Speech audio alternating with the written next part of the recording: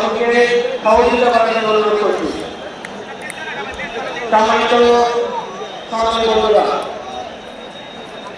আজকের এই অনুষ্ঠানটি সঞ্চালনা করছি আমি শ্রী রবীন্দ্রনাথ সরকার, বাংলাদেশ সম্মিলিত সমাজের ব্যবহার জনসংখ্যার প্রতিনিধি।